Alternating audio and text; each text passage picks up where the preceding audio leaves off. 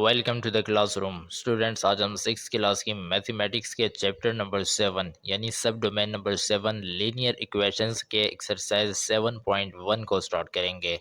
Exercise 7.1 में हमारे पास first question है और इसकी स्टेटमेंट है read and write the following sentences as an arithmetic और अलजेब्रिक एक्सप्रेशन। यानी हमें कहा जा रहा है कि नीचे आपको हमने जो सेंटेंसेस दिए हैं इनमें से जिनसे अरिथमेटिक ऑपरेशंस यानी अरिथमेटिक इक्वेशंस बन सकती हैं आपने वो बनानी है, और जिनसे अलजेब्रिक इक्वेशंस बन सकती हैं आपने उनसे अलजेब्रिक एक्सप्रेशंस बनानी है। तो इसमें हमें फर्स्ट सेंटेंस दिया गया है।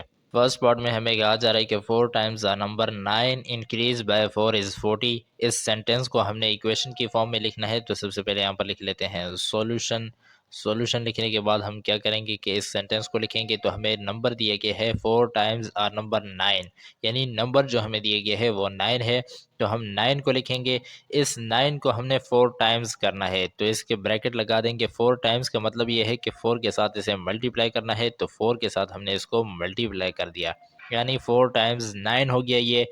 Increase by 4। अब इंक्रीज बाय 4 का मतलब ये है कि हमने 4 को इसमें प्लस करना है, तो प्लस 4 को हमने लिखा इज़ 40। इज़ 40 का मतलब ये है कि इज़ इक्वल टू ये हो जाएगा 40। तो हमने लिखा 4 टाइम्स 9, यानी 4 को 9 के साथ जब हम मल्टीप्लाई करते हैं तो इसे हम इस तरह से पढ़ सकते हैं कि 4 टाइम्स 9। इसी तरह अगर 2 को 3 के साथ मल्टीप्लाई कर देंगे तो 2 टाइम्स 3, इसे हम इस तरह से भी बोल सकते हैं। तो हमने यहाँ पर 4 के साथ मल्टीप्लाई किया है 9 को, तो 4 टाइम्स 9 इंक्रीज बाय, यानी इंक्रीज का मतलब ये है कि ज़्यादा करना, प्लस करना उसके साथ। तो इंक्रीज की जगह पर हमने प्लस लिखा। इंक्रीज बाय 4 यानी 4 को हमने उसमें इंक्रीज किया। इज़ 40, तो वो किस चीज़ के इक्वल आया, इज़ इक्वल टू 40 के इक्वल आ गया, और इसे हमने इक्वेशन की फॉर्म में लिख दिया है। ये अरिथमेटिक इक्वेशन की फॉर्म में बन गया है, क्योंकि इसमें जो वेरिएबल्स हैं वो हमारे पास नहीं। अलजेब्रिक एक्सप्रेशन में हमारे पास वेरिएबल्स होते हैं, और जो अरिथमेटिक इक्वेशन होती है उसमें हमारे पास वेरिएबल्स नहीं होती। तो ये हमारे पास क्या है, ये हमारे पास एक अरिथमेटिक ऑपरेशन है, इस अरिथमेटिक इक्वेशन है। इसके साथ आप लिख भी सकते हैं अरिथमेटिक इक्वेशन। इस क्वेश्चन का हमें सेकंड पार्ट दिया गया है और उसमें भी एक सेंटेंस है, इसको भी हमने इक्वेशन की फॉर्म में लिखना है। तो सबसे पहले यहाँ पर लिख लेते हैं सॉल्यूशन। सॉल्यूशन लिखने के बाद हमें नंबर कौन सा दिया गया है, ट्वाइस आ नंबर 4, यानी 4 हमें एक नंबर दिया गया है। इसे हमने कितना करना है, ट्वाइस का मतलब होता है डबल करना है, यानी इसको हमने मल्टीप्लाई कर देना है 2 के साथ। तो ट्वाइस आ नंबर 4 हो गया हमारे पास।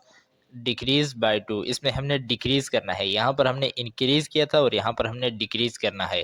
तो इंक्रीज का मतलब आपको पता चल गया है कि प्लस करना है, और डिक्रीज का मतलब है कम करना है, यानी माइनस करना है। तो डिक्रीज हमने कितना करना है, 2 करना है, तो यहाँ पर हमने -2 लिख दिया, यानी twice a number 4 decrease by 2, इतना हमने लिख दिया।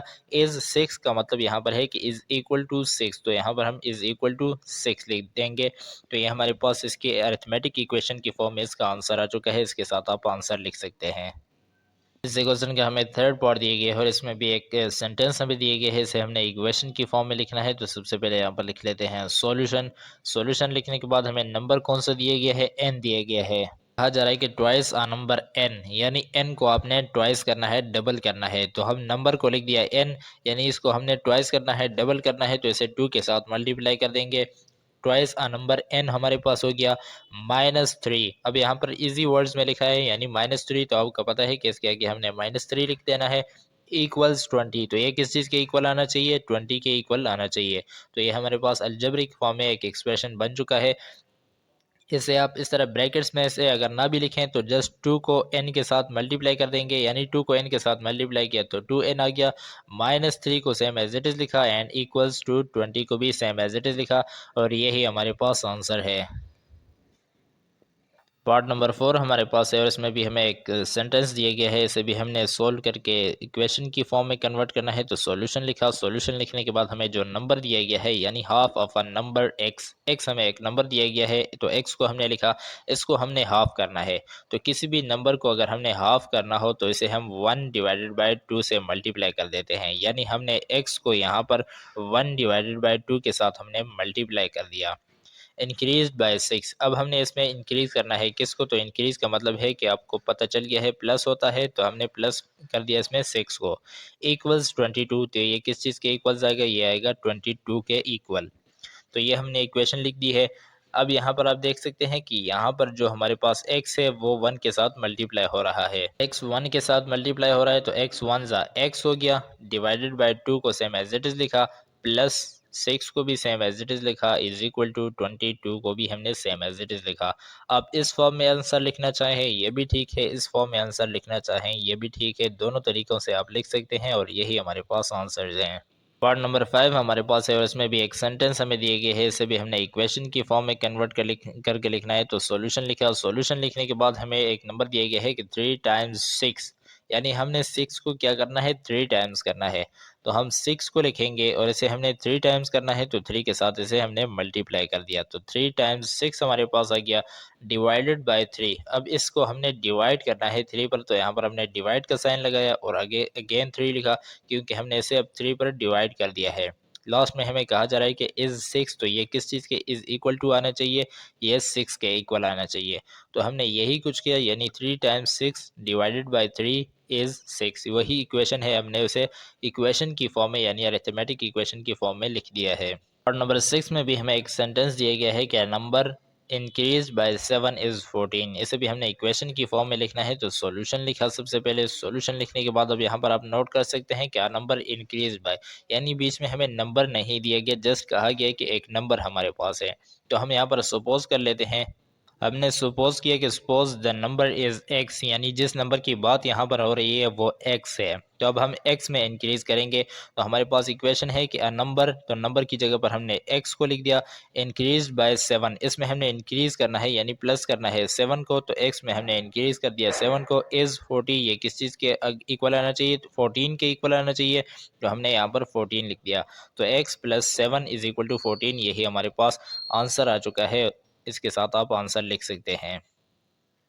एक्सरसाइज 7.1 का हमारे पास नेक्स्ट क्वेश्चन है, क्वेश्चन नंबर 2, और इसकी स्टेटमेंट है कि right the following equation into words form, यानी हमें कहा जा रहा है कि आपको नीचे अब हमने इक्वेशंस दिए हैं और इस इक्वेशंस को अपने वर्ड्स की फॉर्म में यानी एक सेंटेंस की फॉर्म में लिखना है। तो इसमें हमें फर्स्ट पार्ट दिया गया है, इसमें हमें एक इक्वेशन दी गई है, इसे हमने सेंटेंस की फॉर्म में लिखना है। तो सबसे पहले यहाँ पर लिख लेते हैं सॉल्यूशन। सॉल्यूशन लिखने के बाद आप देख सकते हैं कि हमें ब्रैकेट में 6 दिया गया है और इसे मल्टीप्लाई किया गया है 3 के साथ। तो हम यहाँ पर लिख सकते हैं कि 3 टाइम्स 6, तो हमने यहाँ पर लिखा 3 टाइम्स आ नंबर 6, यानी एक नंबर हमारे पास है 6 और इसे हमने मल्टीप्लाई किया 3 के साथ, तो 3 टाइम्स आ नंबर 6 हमने लिख दिया। अब आगे माइनस किया है 4 से, तो आप -4 भी लिख सकते हैं और डिक्रीज बाय 4 भी लिख सकते हैं। तो मैं यहाँ पर इजी वर्ड्स में लिख लेता हूँ कि -4, -4 हमने लिखा। अब आगे हमारे पास रह गया है इक्वल्स टू 14, तो यहाँ पर हम इजी वर्ड में लिख देंगे यानी इक्वल्स टू 14 लिख देंगे। तो यहाँ पर हमने इक्वल्स टू 14 लिखा, तो हमारे पास जो कंप्लीट सेंटेंस बन गई है वो है 3 टाइम्स आ नंबर 6, यानी एक नंबर 6 को हमने 3 टाइम्स के साथ मल्टीप्लाई किया एंड देन हमने क्या किया, -4, उसमें से हमने माइनस कर दिया 4 को, इक्वल्स टू 14, तो ये किस चीज़ के इक्वल आया, 14 के इक्वल आया और यही हमारे पास आंसर है। इस इक्वेशन के सेकंड पार्ट में भी हमें एक इक्वेशन दी गई है, इसे भी हमने सेंटेंस की फॉर्म में यानी वर्ड्स की फॉर्म में लिखना है। तो सबसे पहले यहाँ पर लिखेंगे सॉल्यूशन। सॉल्यूशन लिखने के बाद हमें यहाँ पर जो नंबर दिया गया है वो n है, तो हम यहाँ पर लिखेंगे कि, और इस n को मल्टीप्लाई किया गया है 3 के साथ, तो हम यहाँ पर लिखेंगे 3 टाइम्स आ number n, 3 times number n हमने लिखा। अब इसमें प्लस किया गया है 4 को, तो आप +4 भी लिख सकते हैं और इंक्रीज बाय 4 भी लिख सकते हैं। तो यहाँ पर मैं इजी वर्ड्स में लिखूंगा +4, तो यहाँ पर हमने लिखा +4। आगे नेक्स्ट हमारे पास है इक्वल्स टू 20, तो यहाँ पर आप लिख देंगे इक्वल्स टू 20। इजी वर्ड्स में मैं लिख रहा हूँ ताकि आपको याद करने में इजी रहे। इक्वल्स टू, सॉरी यहाँ पर 10 है, तो यहाँ पर हम लिखेंगे equals to 10।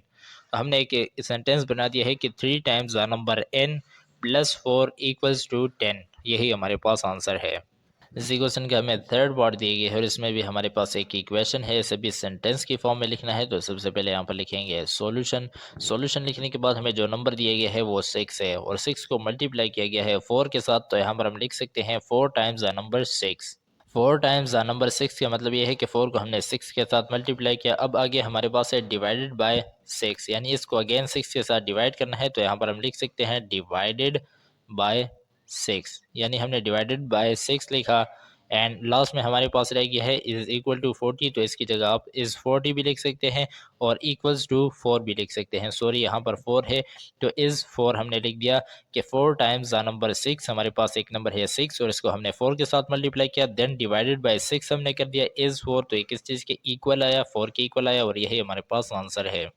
Next and last part हमारे पास है पार्ट नंबर 4 है, इसमें भी हमें एक इक्वेशन दी गई है। तो सबसे पहले यहाँ पर लिख लेते हैं सॉल्यूशन। सॉल्यूशन लिखने के बाद हम इसे सेंटेंस की फॉर्म में लिखेंगे। तो यहाँ पर जो नंबर हमें दिए गए है वो 6 है और x है और x को हमने 6 के साथ मल्टीप्लाई किया है। तो हम यहाँ पर लिख सकते हैं कि 6 टाइम्स आ नंबर x।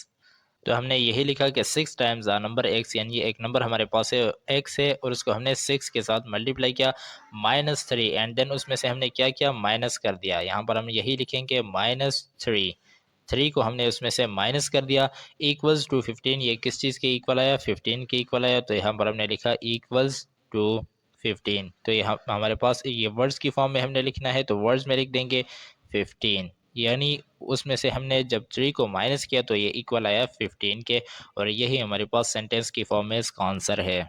एक्सरसाइज 7.1 का हमारे पास नेक्स्ट क्वेश्चन है, क्वेश्चन नंबर 3, और इसमें हमें कहा जा रहा है कि identify the following as an equation और एक्सप्रेशन। यानी हमें कहा जा रहा है कि नीचे आपको जो क्वेश्चंस दिए गए हैं इनमें से आपने आइडेंटिफाई करना है कि एक्सप्रेशंस कौन से हैं और इक्वेशंस कौन से हैं। तो स्टूडेंट सबसे पहले आपको इक्वेशन और एक्सप्रेशन का पता होना चाहिए। फॉर एग्जांपल हमारे पास एक एक्सप्रेशन है 5x + 3y = 0।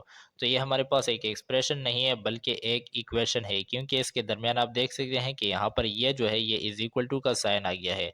और अगर इसी चीज़ को हम इस तरह लिखें यानी 5x + 3y, यानी इज इक्वल टू का साइन दरमियान में ना हो, तो फिर हम इसको एक्सप्रेशन कहते हैं। आसान अल्फाज में आप ये कह सकते हैं कि जिस भी एक्सप्रेशन के साथ अगर इक्वल टू का साइन हो, किसी भी क्वेश्चन के दरमियान इक्वल टू का साइन हो तो उसे हम इक्वेशन कहेंगे और इक्वल टू का साइन अगर ना हो तो उसे हम एक्सप्रेशंस कहेंगे। तो अब हम नीचे जो क्वेश्चन दिए गए हैं उन्हें सोल्व करेंगे। तो हमें फर्स्ट पार्ट दिए गया है, फर्स्ट पार्ट में हमें एक एक्सप्रेशन दिए गए है 4x + 2। आप देख सकते हैं कि इसके दरमियान इक्वल टू का साइन नहीं, तो सबसे पहले हम प्रॉपर इसे सोल्व करेंगे, यानी यहाँ पर लिखेंगे सॉल्यूशन। सॉल्यूशन लिखने के बाद हम इसे एक मरतबा सेम एज इट इज़ लिख देंगे, यानी 4x + 2। अब आप देख सकते हैं कि इक्वल टू का साइन नहीं है, तो इसके साथ हम यहाँ पर लिख सकते हैं इट इज़ एन एक्सप्रेशन, यानी ये जो हमें क्वेश्चन दिया गया है ये एक एक्सप्रेशन है, इक्वेशन नहीं है। इसी क्वेश्चन का हमें सेकंड पार्ट दिया गया है, इसे भी हमने बताना है कि ये एक इक्वेशन है या एक्सप्रेशन है। तो सबसे पहले सॉल्यूशन लिखेंगे। सॉल्यूशन लिखने के बाद क्वेश्चन को एक मरतबा सेम एज इट इज़ लिखेंगे। 5 + 3n को हमने लिखा, तो अब आप देख सकते हैं कि इसमें भी इक्वल टू का साइन नहीं, तो जिसमें भी इक्वल टू का साइन ना हो वो एक एक्सप्रेशन होता है। तो यहाँ पर हम लिख सकते हैं इट इज़ एन एक्सप्रेशन, यानी ये जो हमें क्वेश्चन दिए गए है ये एक एक्सप्रेशन है, इक्वेशन नहीं है। इसी क्वेश्चन के हमें थर्ड पार्ट दिए गए है और थर्ड पार्ट में आप देख सकते हैं कि इक्वल्स टू का साइन है, इसे हमने बताना है कि ये एक इक्वेशन है या एक्सप्रेशन है। तो सॉल्यूशन लिखा। सॉल्यूशन लिखने के बाद हमारे पास क्वेश्चन है 7p + 2 = 8। तो यहाँ पर आप देख सकते हैं कि इसमें इक्वल टू का साइन आ गया है, तो इसके साथ हम यहाँ पर लिख सकते हैं इट इज़ एन इक्वेशन, यानी ये जो हमें क्वेश्चन दिए गए है ये एक इक्वेशन है। पार्ट नंबर 4 हमें दिया गया है, इसका भी हमने बताना है कि एक इक्वेशन है या एक्सप्रेशन है। तो सॉल्यूशन लिखा, उसके बाद हम क्वेश्चन को एक मरतबा सेम एज इट इज़ लिख देंगे 7s - 5। आप देख सकते हैं कि इसमें इक्वल्स टू का साइन नहीं और जिसमें भी इक्वल टू का साइन ना हो वो एक एक्सप्रेशन होता है। तो यहाँ पर हम लिख सकते हैं कि इट इज़ एन एक्सप्रेशन, ये जो हमें क्वेश्चन दिया गया है ये एक एक्सप्रेशन है। पार्ट नंबर 5 में भी हमारे पास एक क्वेश्चन दिए गए है, इसका भी हमने बताना है कि एक एक्सप्रेशन है या इक्वेशन है। तो सबसे पहले यहाँ पर सॉल्यूशन लिखा, उसके बाद क्वेश्चन को एक मरतबा सेम एज इट इज़ लिखेंगे। अब यहाँ पर आप देख सकते हैं कि इसके दरमियान भी इक्वल टू का साइन है, तो इसका मतलब है कि ये एक इक्वेशन है। तो हम पर हम लिख सकते हैं कि इट इज़ एन इक्वेशन, यानी ये जो हमें क्वेश्चन दिया गया है ये एक इक्वेशन है, एक्सप्रेशन नहीं है, क्योंकि इसके दरमियान इक्वल्स टू का साइन है।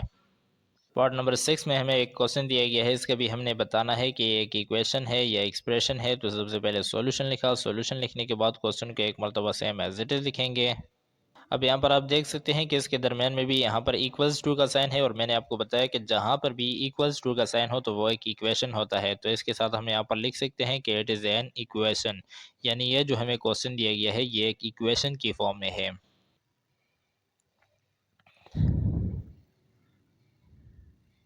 पार्ट नंबर 7 हमारे पास है और इसमें भी हमें एक क्वेश्चन दिए गए है, तो इसका भी हमने फाइंड करना है कि एक इक्वेशन है या एक्सप्रेशन है। तो सॉल्यूशन लिखा। सॉल्यूशन लिखने के बाद हम क्वेश्चन को एक मरतबा सेम एज इट इज़ लिख देंगे।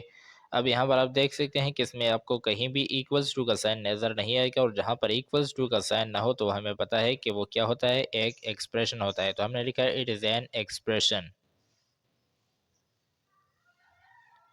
यानी ये जो हमें क्वेश्चन दिया गया है ये एक एक्सप्रेशन है, इक्वेशन नहीं है। और नंबर 8 में भी हमें एक क्वेश्चन दिया गया है, इसका भी हमने बताना है कि एक एक्सप्रेशन है या इक्वेशन है। तो सॉल्यूशन लिखा, सॉल्यूशन लिखने के बाद हम क्वेश्चन को एक मरतबा सेम एज इट इज़ लिखेंगे। अब यहाँ पर आप देख सकते हैं कि इसके दरमियान में भी इक्वल्स टू का साइन है, और जहाँ पर भी इक्वल्स टू का साइन हो तो मैंने आपको बताया कि वो क्या होता है, एक इक्वेशन होता है। तो यहाँ पर हमने लिखा इट इज़ एन इक्वेशन, यानी ये जो हमें क्वेश्चन दिया गया है पार्ट नंबर 8 में ये एक इक्वेशन है। पार्ट नंबर 9 में भी हमारे पास एक क्वेश्चन है, इसका भी हमने फाइंड करना है कि क्या ये एक इक्वेशन है या एक्सप्रेशन है। तो सॉल्यूशन लिखा, सॉल्यूशन लिखने के बाद हम क्वेश्चन को एक मरतबा सेम एज इट इज़ लिख देंगे।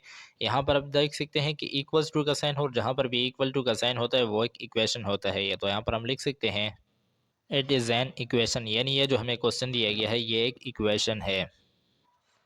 पार्ट नंबर 10 हमारे पास है, और इसमें भी हमें एक क्वेश्चन दिया गया है, इसका भी हमने बताना है कि क्या ये एक एक्सप्रेशन है या इक्वेशन है। तो सबसे पहले हम क्वेश्चन को एक मरतबा सेम एज इट इज़ लिखेंगे। तो अब आप यहाँ पर देख सकते हैं कि यहाँ पर भी इक्वल्स टू का साइन है, और यहाँ पर जो भी जहाँ पर भी इक्वल्स टू का साइन होता है तो वो एक इक्वेशन होता है। तो यहाँ पर हम लिख सकते हैं इट इज़ एन इक्वेशन, यानी ये जो हमें क्वेश्चन दिया गया है ये एक इक्वेशन है।